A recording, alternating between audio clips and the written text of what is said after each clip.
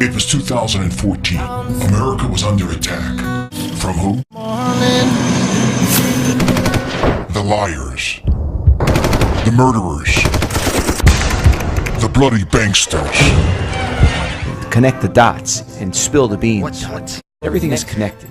From the mob to the government to specifically all the big boys were in on it. All the banksters. There was a huge web of lies and people trying to cover up things. People only knew what was going on behind Wall Street, global banking. What if the whole system is a lie, a Ponzi? What if Wall Street was just a front for the global intelligent community on behalf of a small group of elites? Do they also control our breaking news? An American private banker was shot today. Apparently, he was due to testify against a Wall Street big shot. You have no idea how deep the rabbit hole goes. How much bigger can this be? It's a $50 billion Ponzi swindle. I mean, that's damn huge. He's on the inside. He's a whistleblower. This is big. Look, the feds are painting this like one guy, 100 billion, 50 billion, 60 billion, wherever it is. Give me a break. Come on. This is the most brilliant investors, billionaires in the world got hustled by one guy. And we're talking over 20 years. And all of a sudden he pleads guilty so that there's no investigation and the government says, oh, okay, he's guilty. It's like following the yellow brick road. The money. And finding the wizard. Good! Yeah, connecting dots. I remember this stuff. Yeah, it's like the old movies. There's always a wizard behind the curtain. To work out in my own mind how they were linked and to keep track of what Mr. X was telling me. And so the Wizard of Lies himself became my first character in this wheel of deception. Deception of the American people. That's where I'll start. The banksters had a death grip. One of millions of Americans losing their homes. You gotta get off the property. Foreclosed on. This is a bank-owned property now. You can't be here anymore. Most of the time by fraud from our American banks. The banksters foreclosed on more than 6 million homes between 2007 and 2011, and an additional staggering 10.9 million families are underwater with their homes. The bank didn't even hold a mortgage note and had no standing to foreclose. In ancient times, the magic wand was used to cast spells, and the magic wand is made from the wood of the holly tree. The banksters created Hollywood to influence our minds. They have saved these big banks billions by hiding mortgage transfers so they can cheat the counties in every little state. The best part is that the White House, Congress, and federal regulators are 100% on board. We've got them in our pockets. We've got a green light to pull off the biggest heist in history. And after we steal trillions of dollars, we can claim with a straight face that the banks are victims and get even more money from the government. We use other people's money to fund loans that we sell at a profit. We keep the right to service those loans and make money while the borrowers pay. We give subprime loans to everybody, even the borrowers who qualify for a prime loan. That way the borrowers have to refinance their loans every couple of years, and we get to make a profit when we bundle and sell those loans. We drive the price of real estate through the roof until the bubble pops. And then everybody with a loan ends up owing more than the property's worth. At that point, we stop refinance and start foreclosing. And by the time we are done with our foreclosures, we keep all the money from the sale of the property at foreclosure. By June 2011, the derivative cancer had grown to $700 trillion. How's it going? The creation of MERS.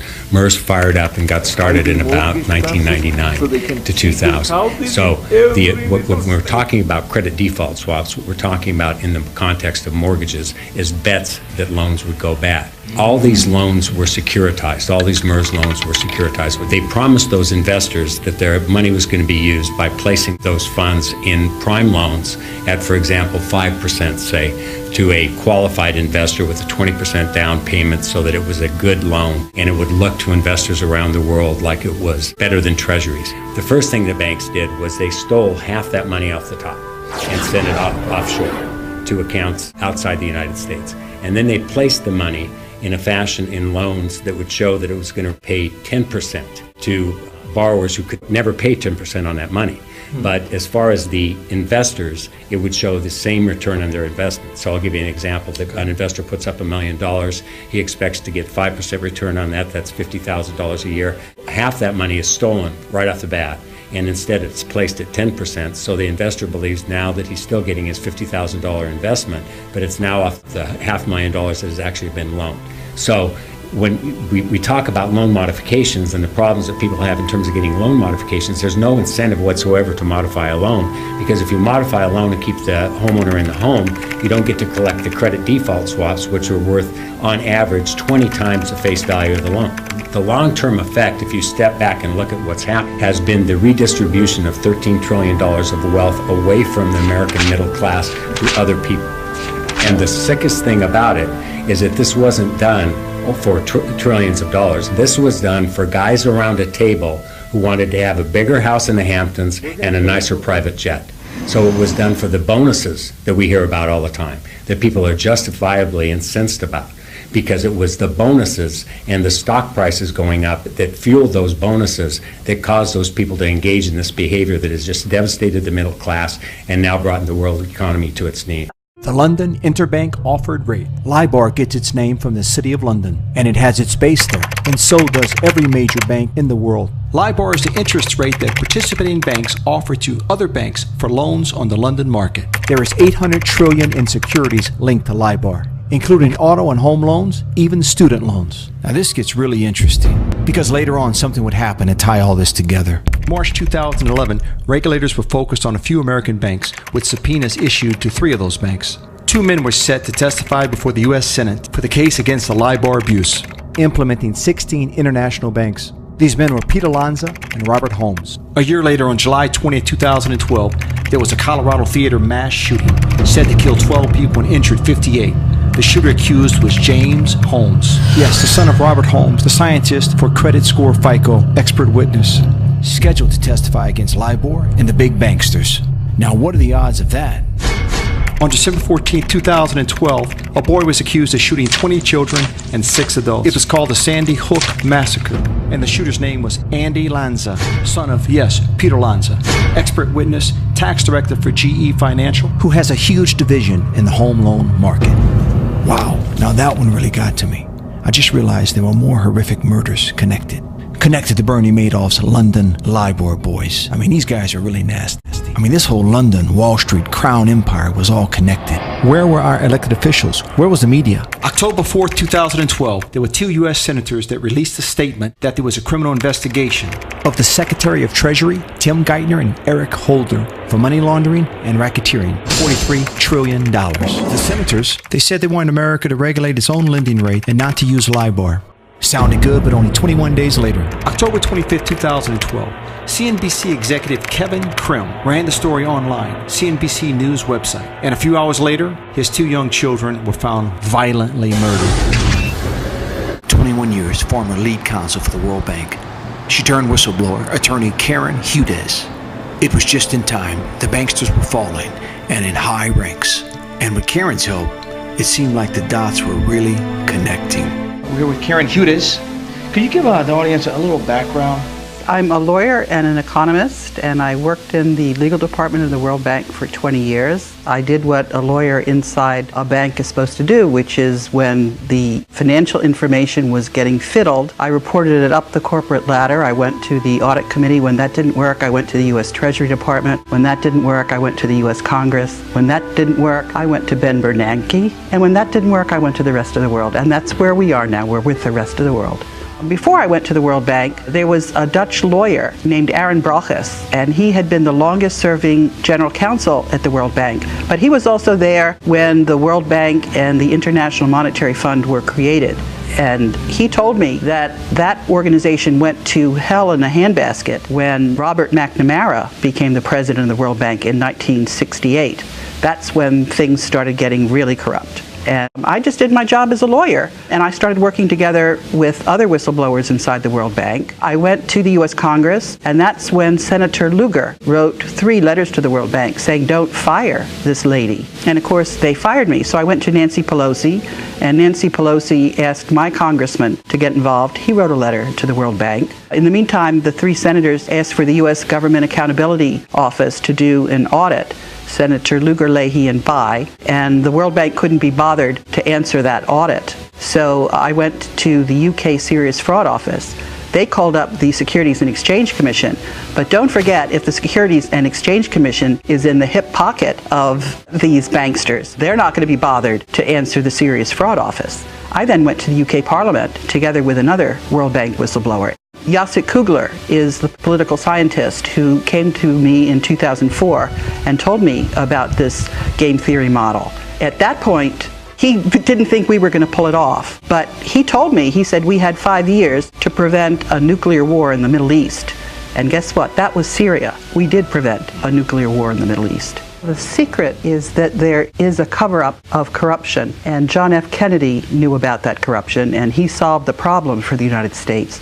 He signed something called the Green Hilton Agreement, Hilton as in Hilton Hotel. 10 days later, he was dead. And in the meantime, the money that he set aside for the United States, that's sitting there and waiting for us. And the man who has the signature authority over that gold, it's 170,500 metric tons of gold on deposit in the Bank of Hawaii. And it's there for us. All we have to do is accept it. You know, it's always been, who shot Kennedy? The magic bullet and all this, when the real question should be, what was Kennedy doing that they needed to kill him? I'll tell you what Kennedy was doing. He was making sure that when the United States citizens pay their taxes, the money doesn't first go to the City of London and then to the Jesuits in the Vatican. He wanted the money to stay home for the United States citizens, so we didn't have to go around hat in hand and pretend like we were poor, when in actual reality, we, together with the rest of the world, are very rich. It's just that the people who thought we were going to be too stupid to work together to find out, they underestimated us. We're going strong. The Jesuits assassinated Lincoln, and the reason they assassinated Lincoln and the reason they assassinated John F. Kennedy were the same reason, because both of those presidents didn't want the United States citizens' tax dollars to go to the Vatican via the City of London. They wanted the Treasury to issue dollars directly instead of the Federal Reserve notes. That's just a scam. There's a UK whistleblower named Elaine Colville. Elaine and I got our statement up on the UK Parliament website 3 times. When that happened, all of the people on this planet are going to have an end to this corruption. They're going to take back the rule of law, they're going to take back their wealth, and humanity is not going to be treated like cattle and their wealth hidden from them by crooks and liars and thieves. 3 mathematicians at the Federal Institute of Technology took accurate data on who owns all the companies on the capital markets, 43,000 companies. They found out that it's really one band of thieves. They call it a network of control. That group is pulling down 60% of the annual earnings of the companies on the stock market, and they own 40% of the assets. Now, not through a lot of money. They have a lot of money, but what they did was they took the same executive directors and they put them on the same boards. That's called interlocking directors. And so that group has 10 times the power they're entitled to. And they did it secretly, and they thought we wouldn't find out. Haha, we found out. 2 heroes. There's Major General Michael Carey, commander of the 20th Air Force, or was, and also Vice Admiral Tim Giardina. These 2 patriots protected the citizenry. They prevented this nuclear device from going off over Charleston, South Carolina. Instead, it went off 600 miles off the coast. And you can tell from the seismograph records, or for that matter, the cables, the military cables that were intercepted by the Russians. They were planning on creating a false flag event so that they could grab power. That's what they wanted. They wanted us to kiss our republic goodbye. Forget it. It's true, the Rothschilds are involved, but they're by far not the most important players. You've got King Juan Carlos, the head of the Farnese Continuum, 3 in 1. He's a high-level knight of the Equestrian Order of the Holy Sepulchre of Jerusalem, Sacred Military Constantinian Order of St. George, and he's a Knight of Malta, all rolled into one.